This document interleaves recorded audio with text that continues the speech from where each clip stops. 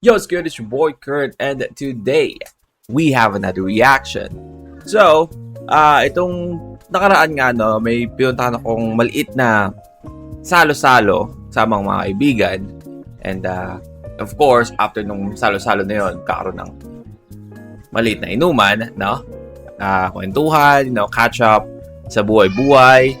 And, again, during that maliit na inuman session, no, nagkakwentuhan kami tungkol sa the reaction, yung reaction video na ginagawa ko. No, kasi there are few of my friends na hindi actually alam na gumagawa ako ng reaction video sa YouTube, no, kasi hindi ko naman siya pinagkakalat. Hey, gumagawa ako ng reaction, panoorin nyo, gano'n, no? So, tinanong nila ako, na-react mo na ba ito? Napakinggan mo na ba ito? Ganyan, ganito. So, napunta yung topic sa ganon. And one of my friend actually asked kung napakinggan ko na ba yung kantang Kalapastangan. Ang sabi ko, what? Ang sabi ko, sino kumanta? Sabi niya, Fitter Karma? Which is, sabi ko ulit, what? So, hindi ko alam, no? Wala akong idea. But, yun, sinabihan nila ako na maganda daw yung kanta. And, kailangan pakinggan ko talaga. No? So, ayun yung gagawin natin ngayon. We're gonna react to Kalapastangan by Fitter Karma. Without further ado, man, this is the first one that we're gonna listen to this. And let's get it.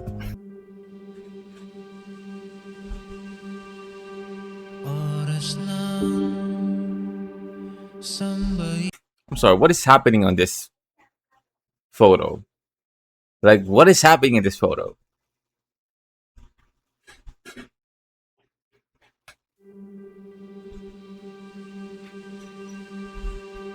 Oras lang, sambahin ang ngalan mo.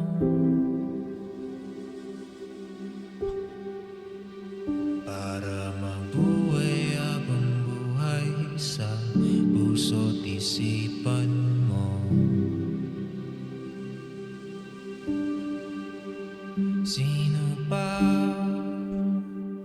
ako para mapansin mo?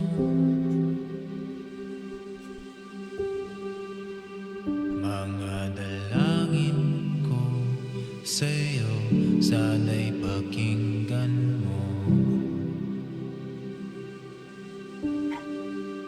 I'm sorry. Is this a religious song? It feels like a religious song, and the lyrics as well. What? I'm sorry. I'm gonna bring it back a little bit, okay?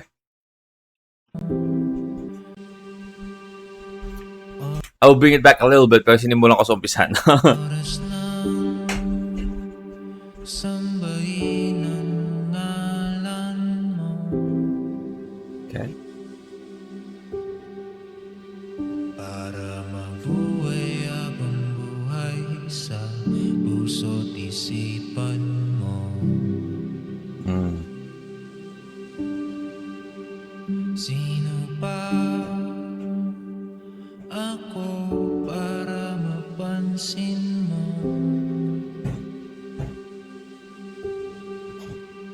Mga dalangin ko sa'yo, sana'y pakinggan mo.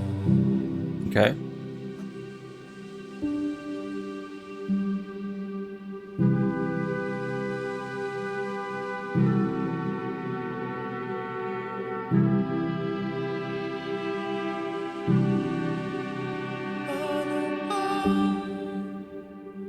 Ako magiging santo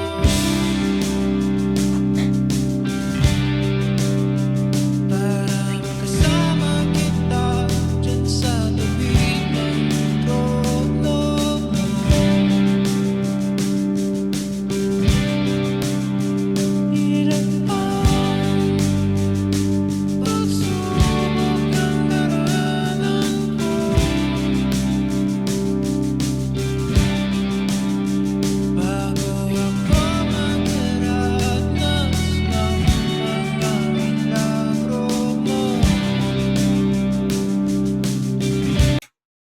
I'm sorry.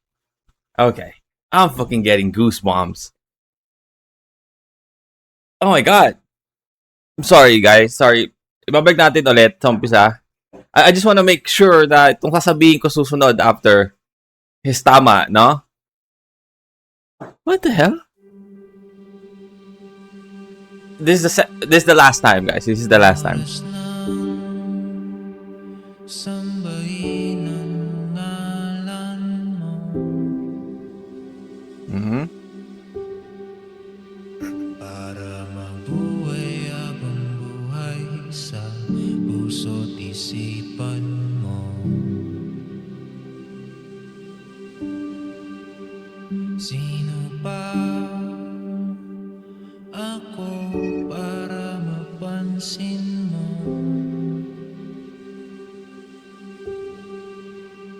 Mga dalangin ko sa'yo, sana'y pakinggan mo.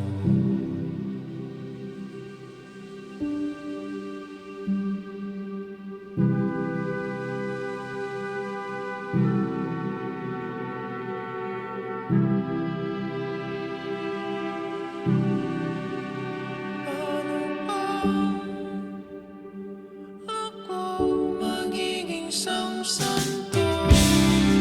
Hey. Para kasama kita dyan sa tabi ng trono mo.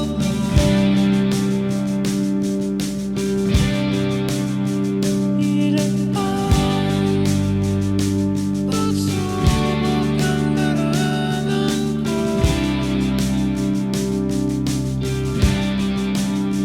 Bago ako magdaranas ng mga milagro mo. Ah. Oh, the song is fucking banger, man.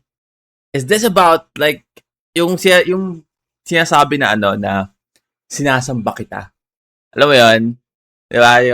Yung sobrang ganda ng babae, sinasamba mo siya. This is literally it, man. The song is wow, man. Like, kung papakinggan mo lang yung first few lyrics na pinakinggan natin ngayon, isipin mo na this is a religious song.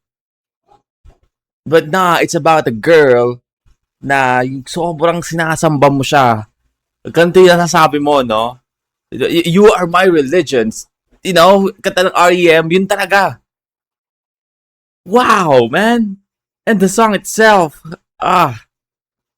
para akong nasa ano, no? Para akong nakahiga sa bukid na mahangin, na malilim, no? Na punong-puno ng ulap, yung kalangitan, yung hindi yung tirik yung araw, kumbaga. Alam mo yun, yung ganung pakiramdam nasa gitna ng bukirin. Very peaceful, man. Para kang hinihele. What the fuck?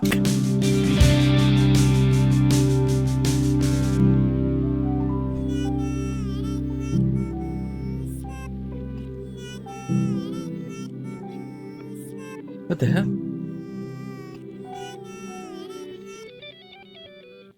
Ay nandito lamang pala sa lupa. At ang impyerno ay nasa isipan ko. At pinalimot ng iyong ganda. Oh my God, man! Ang langit pala ay nandito lang sa lupa at ang impyerno ay nasa aking isipan lang na ano daw. Wow, man! At ang impyerno ay nasa isipan ko. At pinalimot ng iyong ganda. Oh, man. Oh, man. Yung literal na ano, no, masabi mo na, oh, man, literal na masabi mo na Diyosa yung babae. Kasi sinasamba mo siya eh. Like, yung langit pala isa sa lupa lang kasi ikaw yung langit, man. Oh my God! What the hell? Tapos ang impyerno is nasa isip ko lamang, no? Diba lahat ng oh shit, man. The fucking lyrics in here is Umaawit ang limot ng iyong ganda. Umaawit ang mga anghel. Umaawit ang mga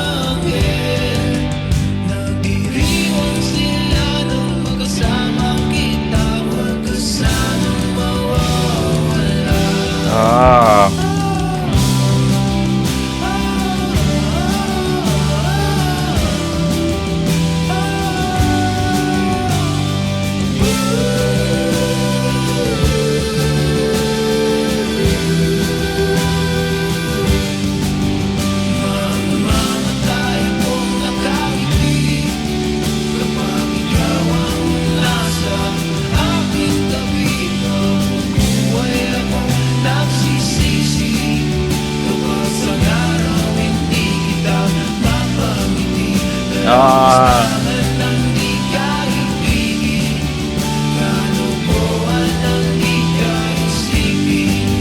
Kung ang mundo ay biglang umunawin, ikaw ang una kong hahanapin. wow.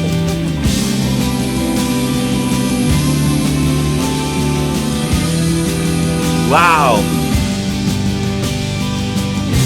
Ngayon lang ako nakarinig ng ganito ka, yung intense na feeling na sobrang naipadama sa kanta. Alam mo yun, na sobrang, kasi daming lyrics na mahal kita, ganyan. Mahal na mahal kita, sobrang mahal kita. Pero, just in the word itself, doon mo lang siya nababasa, pero hindi mo siya nararamdaman. But on this song, man, like, yung strong emotion, ramdam na ramdam mo, no? Like, parang, sinasamba kita, ganun kita kamahal, no? No? Para kang Panginoon, para sa akin. Damn. Let's bring it back for a few lines. Shit. Kita mapangiti, nalapastahan ng di ka ibigin. Kalokohan ang di ka isipin. Kung ang mundo ay biglang umunawin, ikaw ang una kong hahanapin.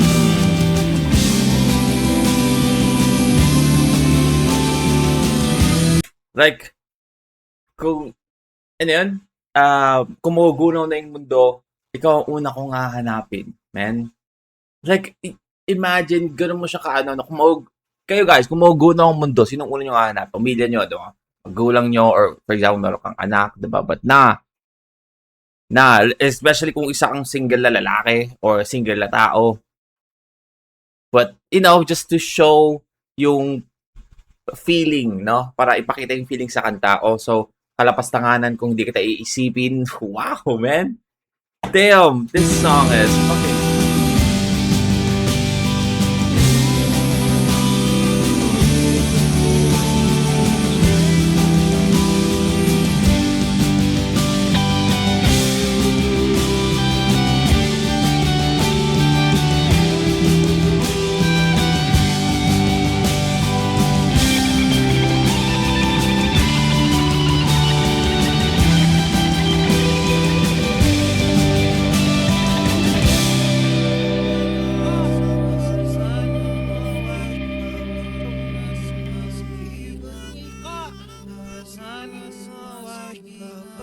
What is happening?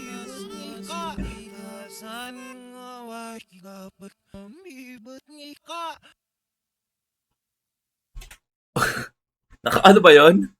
Naka-reverse? Biglang nakakatakot bigla.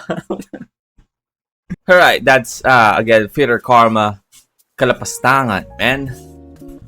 That is an amazing song.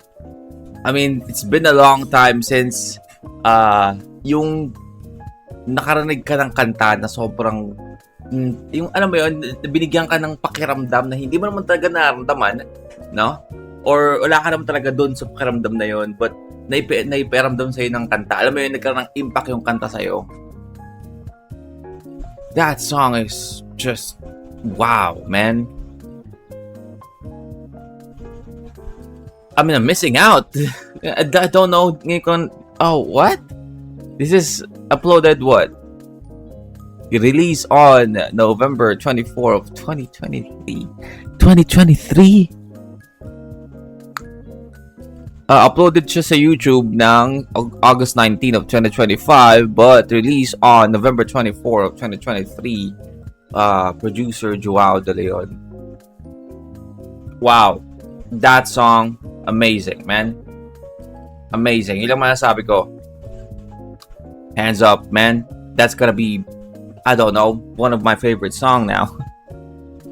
Grabe, no? Okay. That is our reaction for today. I hope you guys enjoyed that, no? And, because me, I'm blown away. But, yeah, see you on the next. I don't know, I'm a bit speechless right now. But, you guys have a great day.